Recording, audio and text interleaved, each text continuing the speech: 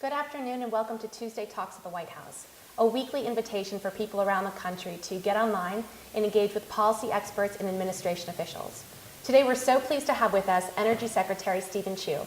Thank you so much for being here. Sure, it's a pleasure to be here, and to all of you out there, also a pleasure to have you listening in. Very briefly, what I think is facing the world and the United States in this energy and climate challenge is one of the most compelling issues that needs to be solved. It needs to be solved by government action, but it also needs to be solved by science, technology, innovation. And it's something that will create jobs, wealth in countries that embrace it, and for that reason, virtually all of Western Europe, Japan, Korea, China, other countries want to move in this direction to develop those technologies that can enable its people to use energy more efficiently, enable it to create cleaner forms of energy. And they see a huge growing market for these products and for these innovations. And I think the challenge is whether the United States, which has the greatest innovation machine in the world, want to rise to the challenge and create new wealth and prosperity for our citizens. Thanks. Yesterday, Secretary Chu delivered a speech at the National Press Club in D.C. If you haven't seen it, you can check it out at energy.gov, or we link to it on whitehouse.gov.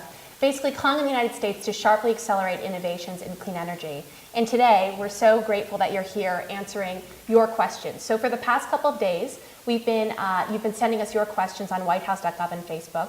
We've gotten hundreds of questions so far, and there's also a live chat that's happening right now that we encourage you to join. Go to whitehouse.gov/live. There's a link to join the live discussion, and we're going to answer as many of your questions as we can today. So with that, I'm going to turn it over to Secretary Chu. If you want to say a few words, or we'll just hop right into questions. I just want to make one announcement that the DOE is announcing nearly $21 million in providing technical assistance to projects to help people improve the energy use in commercial buildings.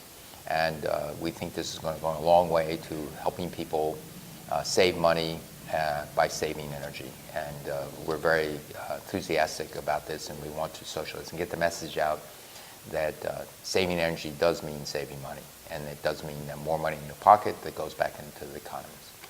Great, thanks. So with that, we're going to jump right into your questions. The first one comes from Sheila Molina from Kissimmee, Florida. And her question, and I think you can speak to it as one that very much leads by example in this area: how can we, the people, save more energy at home? Well, there's a number of things. The first thing is something probably your parents told you when you were little. You know, if you're not using the lights, turn them off. If you leave the room, turn them off. Just simple habits like that. But going beyond that, if you think about does your home have the right amount of insulation? Do you have leaky doors and windows? Just sealing the leaky air spaces and making sure you have the right amount of insulation goes a long way to saving lots of energy and saving money. Just as a very quick anecdote, when my wife and I move into houses, typically the first thing we do is look at those things. And on average, we've been able to cut the energy bills from the previous owner in half. Great. This next question comes from Nicole on Facebook.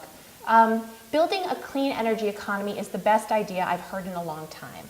How does President Obama plan to implement a strategy to teach our youth about the inner workings of a green-powered economy? Well, it's first, that's exactly what we should be doing. We should be looking to the youth.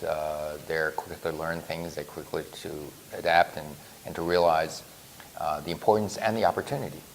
And so I think we're doing many things. For example, we're going to be rolling out a number of things that actually help high school, junior high school, grade school children, as well as college students, learn more about the energy issues, how they can save money by saving energy, all of those things. It is a great opportunity. And finally, it's not a great opportunity to save money, but it's also a great opportunity to create jobs across a wide spectrum of the U.S. As we transition to a much more sustainable energy economy, to a much more efficient economy, which would make us competitive in the future. And that demand of retrofitting homes, retrofitting buildings, of creating cleaner sources of energy, more efficient sources of energy, all of those things is a demand that would create jobs and productivity and increase the productivity in the U.S. Great. Thank you. The next question comes from Laura Cunningham on Facebook. Laura asks, Dr. Chu, is the Department of Energy working on ways to integrate new solar technology into urban environments to increase the impact of distributed generation? Are we looking at the German model? Thank you. Well, we're doing several things. First, what we're trying to do is look at ways to greatly decrease the cost of solar panels and solar electricity. And in addition to encouraging people to use them, I think the biggest encouragement ultimately will be, can you drop the cost by a factor of 4? And if you drop the cost by a factor of 4, what we feel will happen is that all over the world, and in the United States included, you begin to think of putting up solar panels everywhere because it just makes better sense. It's just more economical. And so we have a very active program. What do we need to do in order to get to that factor 4? Can it be done in 6 years? Can it be done in 8 years? Something of that time scale. In addition to that, there are subsidies in states that enable this, but it's getting the cost down, and then finally it's getting energy storage to work as well, because not only do you want to, electricity is very funny. You generate it, you use it, or you lose it. And so the distributed storage also will require energy storage, and we're working hard on developing new technologies for energy storage. Thanks. If you're just joining us, go to whitehouse.gov/live. There's a very active chat happening right now on Facebook. You can click the link to join the chat. We're getting a lot of good questions. This one just came in from Cookie Capiza. Cookie asks, why aren't we discovering other ways to fuel cars? Well, we are. There's several things we have to do. First, we're working very hard on electrifying personal vehicles. When you electrify personal vehicles, these are vehicles that can be driven with cars that can be driven 100 to 200 up to 400 or 500 miles by charging with electricity. That means you're open to many, many sources of energy and ultimately renewable energy that will be used to charge the car's batteries. So that's one part. The other part is while we have an active program in biofuels based on corn, that's a good start, but we are also now looking to improve that further, developing new technologies, new plants that could create more wealth in rural America, and that could create better fuels that make more sense, that could be direct substitutes for gasoline, diesel fuel, and jet fuel. So we have an active program going on. There are very hopeful signs in research that this is going to pay off. So there are a number of things like that that we can offload our dependency on oil. Thanks. John Goldman is in the chat, and John asks, can we develop infrastructural elements like better train systems and simply drive less? Sure. That is absolutely true. First, you have to think, for better or worse, I prefer to live very close to where I work. So I think the actual movement of people closer into where they work would be a good thing, but the public transportation system is a major thing that we can do to improve it. It's in cities where there's good public transportation, where everybody thinks of taking subways, rapid bus transit, light rail, things of that nature. This goes a long way to improving the time it takes to decreasing the time it takes to and from work, the convenience, all of these things, and certainly decreases our dependency on oil. Patricia Watts jumped in. She said, yes, high-speed rail systems, please. Sure. Well, I think what we have is an opportunity. First, the first route, in my opinion, would be Washington to New York to Boston. There's an Acela line there now. But by high speed, we mean the speeds that other countries are putting in. first with the bullet trains in Japan, then the TGV in France, and now the very high-speed rail in China, where the average speeds are being scheduled to be 220 miles an hour. So if you can imagine a 220-mile-an-hour train from New York to Washington, D.C., we're talking about a little over an hour to get there. But it's now center of city to center of city. Wouldn't that be a lovely thing? So you don't even think about, do I take a train? Heck, even 180 miles an hour. An hour and a half would be a staggering improvement. Sure would. This next question comes from Greer Haseman. Greer asked this on whitehouse.gov in Oak Park, Illinois. I'm worried about the old electric grid. How are we going to upgrade it in time to handle all the demand as we consume more and more power? Well, that's a good question. The grid is a collection of utilities, regional transmission organizations, things of that nature. And the person is quite right. We need to begin to upgrade the grid. We also need to upgrade it for a variety of other reasons, to manage two-way flows of renewable energy, to actually make it more robust so it's less susceptible to blackouts. And so these are things that are primarily going to be driven by the private investment because these are privately owned. And the government is doing what it can to coordinate it, to help grease the wheels, to actually make this occur. There's tremendous opportunity both in growing renewable energy and making a much more reliable system. And we have to go forward on that. Okay, this next question comes from Darren O. Williams on Facebook. Darren asks, wouldn't making use of all viable roof space be a great way to produce energy? Yes, I think especially the roofs that are flat, you can't see them. The box up things, you fly into airports, there are warehouses and things like that. Again, what you want to do is you encourage that, but the best encouragement for putting solar generation on roofs, especially flat top roofs, are the cost. And again, we're focused on getting the cost down to make it become automatic. There's other things. You want to be able to think of ways of making it so that when you build a home, the solar panels are integrated into the roof shingles, and that it becomes part of the shingle and becomes part of the architectural look and feel, and that people would be happy with. Those are other things. But these are things that architects, progressive architects, are now looking at solar panels as part of the facade of a commercial building. So there's windows and there's solar panels, and quite frankly, these buildings are going up around the world, and they, at least in my opinion, look quite attractive. Speaking of solar panels, James D. Sherrill asks, why haven't they put solar panels on the White House? Oh, they're doing that. It was announced, I think, about 2 months ago that they're putting not only photovoltaic panels, but also hot water panels on the White House. The next question comes from Eric Sammies, who asks, are we looking to hydrogen as an energy source, and what plans are there to keep energy costs down when electric cars become the mainstay? Well, there are plans, but you have to understand that hydrogen is a carrier of energy, and you need to figure out where the hydrogen comes from. Right now, we produce hydrogen by reforming natural gas, and we convert natural gas into hydrogen and carbon dioxide.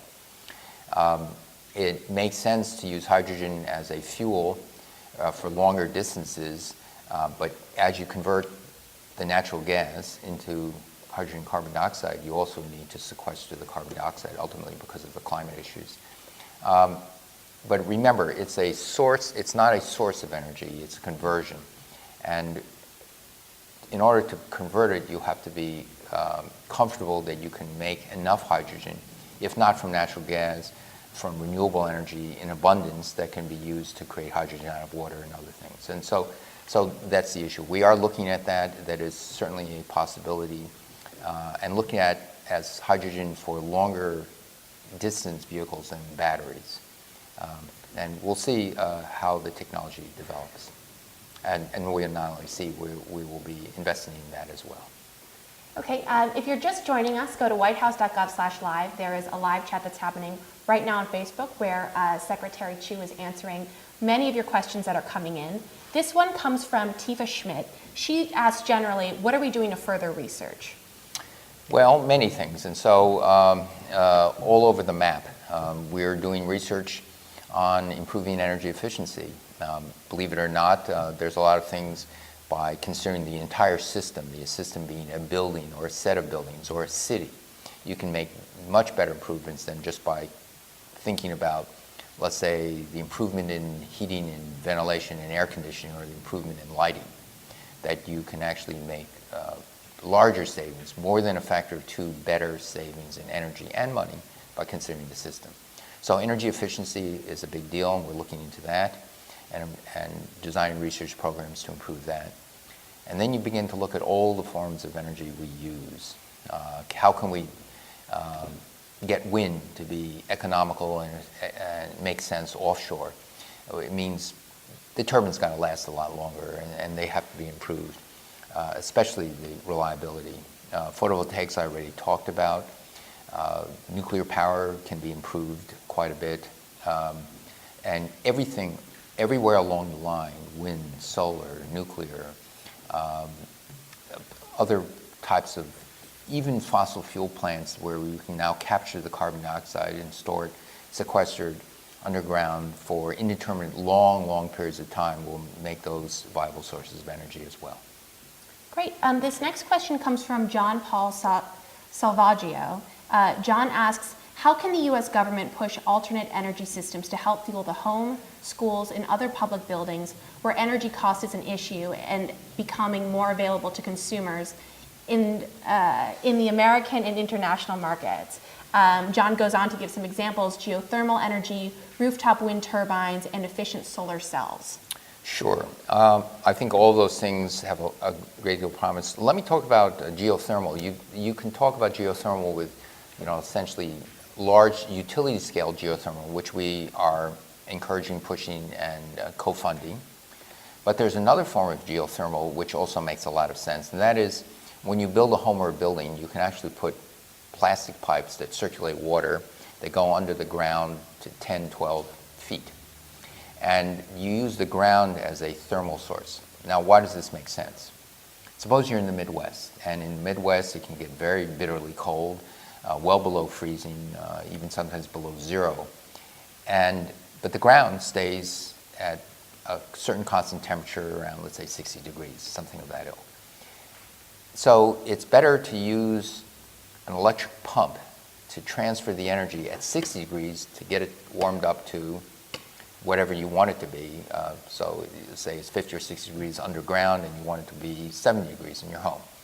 It's much more efficient to use that to transfer the energy from that source of temperature to a slightly warmer temperature.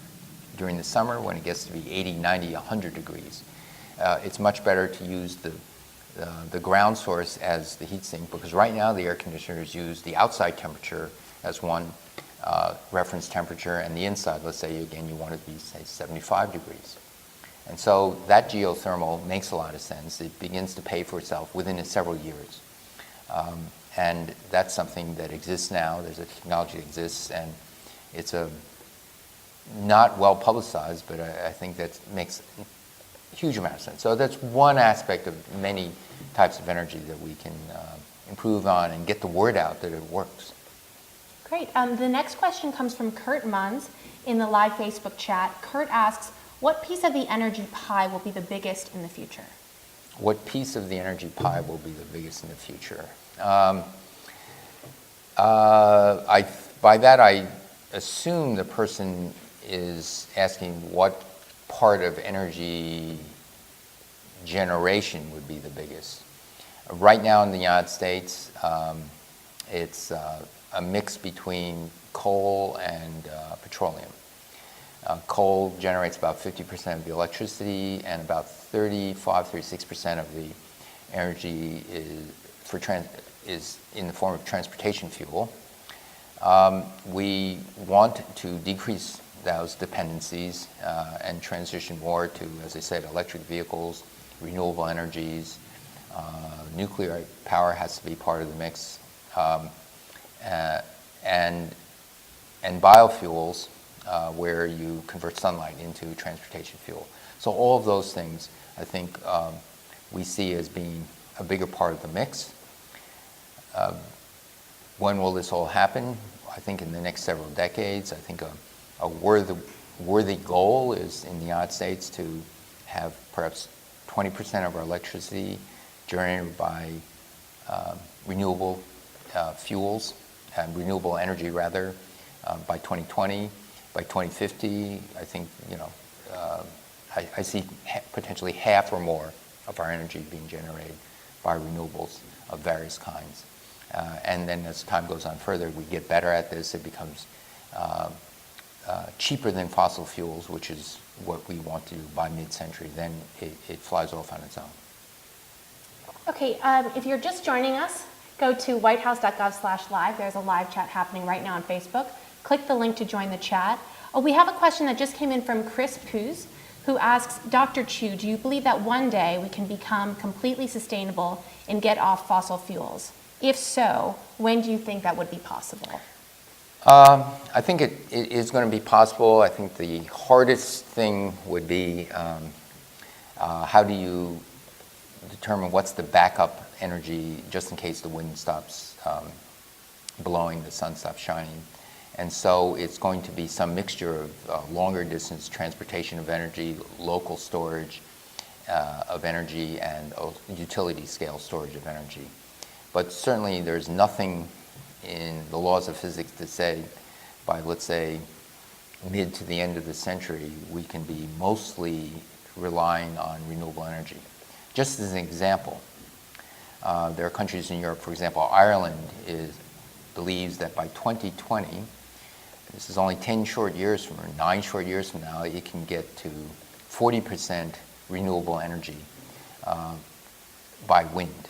And so there are other countries who have large hydro resources that are already above 50%, but we're talking about where you're not blessed like Sweden is with enormous hydroelectric resources, but you have wind, and Ireland doesn't have as much sun, but they certainly have a lot of wind. The United States has a lot of sun, a lot of wind, a lot of everything. And so setting goals of 40, 50% by mid-century is, and even earlier, more aggressively, because we're talking some countries, Spain, Germany, Ireland, Great Britain, very aggressive goals in the next 10 years. The next question comes from Amanda Carey, who asks, should we be worried about China surpassing us in new energy technology? I think very much so. China has done a dramatic shift in where it's going just in the last several years. And the leadership has openly said that the way the world is going, that the risks of climate change would be devastating to China and the rest of the world.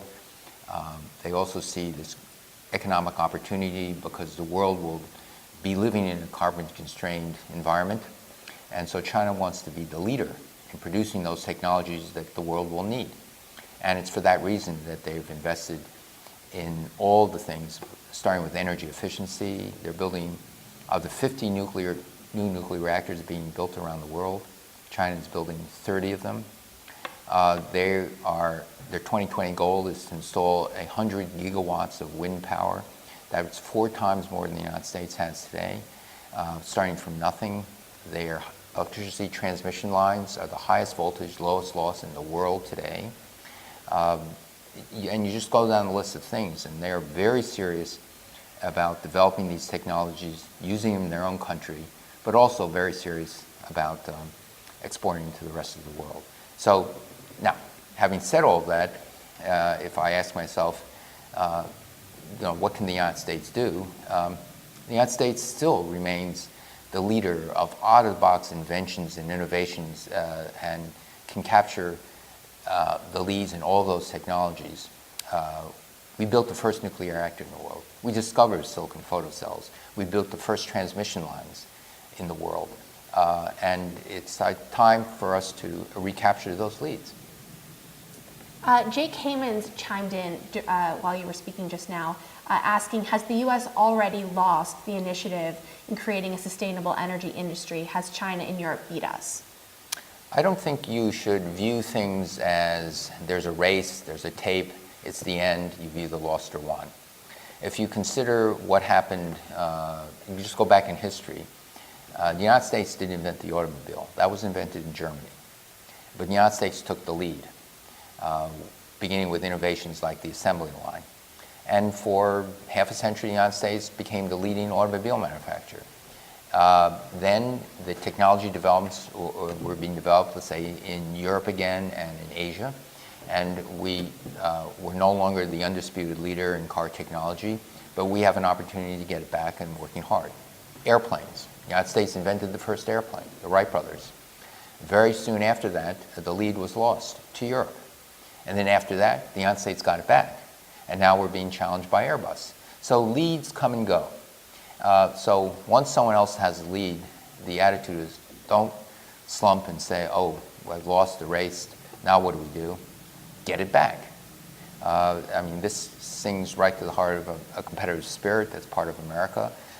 And there's no rule that says we can't. There's no rule that says we can remain the leaders in the areas we're in or capture the lead back in areas which we had in the past either invented or were the leaders, but it's transitioned away. So these ebbs and flows are something one should expect, but the last thing you want to do is say, nope, we've lost the lead, we've lost the race, the show is over. Thank you. If you're just joining us, go to whitehouse.gov/live, or you can join a live chat that's happening right now on Facebook. We just got a question from Agnazika Anna Mazur, who asks, is the U.S. attending the upcoming climate change conference, and how will we track the progress of our commitments in Copenhagen? Well, there was a Copenhagen Accord. First, the answer is yes, we are. I think the United States is moving forward. I think the Recovery Act, the stimulus funding, was a huge down payment in making our economy more efficient and developing new sources of clean energy. But we've got to continue this. And we in the United States should continue, as I said, a major motivating reason, if not the major reason, is that this goes directly to jobs in America and prosperity in America. And not prosperity 20 and 30 years from today, prosperity tomorrow and the day after. Because in the rebuilding of an efficient energy infrastructure, that saves money. And because it saves money, it can pay for itself. We need to get going on this. Thank you. This next question is sort of a follow-up to that. Darlene C. Matthews asks, is there any prediction on the number of jobs by adding wind and solar and other clean energy? Do we know how many jobs that can bring to the U.S.? That's hard to say. But if you look, it really depends on what is the investment climate, what are the investment opportunities, how serious are the states and the federal government in setting the long-term goals that this is the direction we have to go in order to make ourselves more competitive, in order to diversify our energy supplies. And so it's really hard to say, can I say this is going to be, 1 million jobs or 100,000 jobs or whatever. Ultimately, this is something that touches every aspect of America. The rebuilding of its infrastructure, the transmission distribution lines, the buildings, the factories, the closing down all integrated 50, 60-year-old power plants and making them the new ones more efficient and much cleaner. All those things are not only job creators, they're demand creators, and they make us ultimately more competitive because all of a sudden we will be spending less money producing things. We will be wasting less money by throwing away money in inefficient processes or inefficient buildings and homes. And so this could be 130 million homes in the United States, of which 80, 90 million homes could use an energy retrofit. That's a huge, and buildings are similar, huge opportunities both to save money and to create jobs. So this is a question that came in from Julie Moskal. She asked on whitehouse.gov. We've known about clean energy for decades. Can you give us a believable answer as to why we haven't taken steps in all that time to make our country more energy efficient? Well, we have taken steps. When President Obama became president, he announced that the goal would be the doubling of renewable energies in 3 years. We're on target to meet that goal. We are moving ahead in many things. We've improved the mileage standards of automobiles. We're ever improving the appliance efficiency, lighting, homes, buildings, all of those things. And we're in the throes of installing not only wind, but solar, geothermal, all of those things. And so we're moving. Do we need to move faster? I'm always thinking, yes, we do, but we are moving. It's not like we're standing still. But again, it's overall, the most important thing is for Americans to realize this is in our best interest, in our best economic interest in the future, to move in this direction. Thank you. This is going to be our last question. This comes from Grant Smolin in Los Angeles, California. I'm a senior at UCLA and I want to pursue a career in clean energy when I graduate. What are some of the best avenues to take for young people who want to do this? A number of people have been asking about sort of the career path and what that looks like. Well, it really depends a lot. First, I applaud you for thinking of doing this because it is certainly a career that has a very bright future. But it should be decided on your personal likes and dislikes, what you believe are your talents in the various aspects, because the energy problem and challenge could use better policymakers. It could use people who are good economists. It could use a lot of people, and of course it could use a lot of engineers and scientists. And so it really depends on what your talents are. Now, suppose you're multi-talented and can do anything you want. In that case, go into physics. Well, thank you for that. One more question, if you don't mind.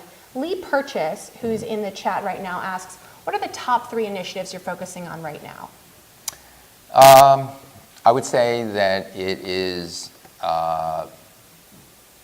showing people around the country that saving energy saves money and making that a social norm, as well as we help developing further technologies. That's one initiative.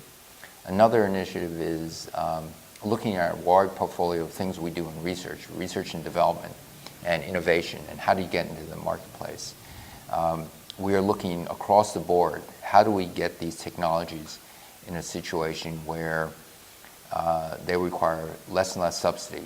More and more people say, this makes good financial sense, it's a no-brainer. There don't have to be state incentives and don't have to be federal incentives. At the moment, there have to be. And I think that's necessary, but going into the future, we have to be able to say that wind or solar or other renewables are going to be cheaper than gas, cheaper than coal. And that's the thing we're driving at. And, can it be done 5 and 10 years from today? Maybe. Can it be done 20 years from today? I hope almost certainly. Great. Well, thank you so much, Secretary Chu, for joining us today. And thank you for everyone that participated in this dialogue on whitehouse.gov and Facebook. For more information on all of the topics that we discussed today, check out whitehouse.gov and energy.gov. And we look forward to seeing you next Tuesday. Thanks.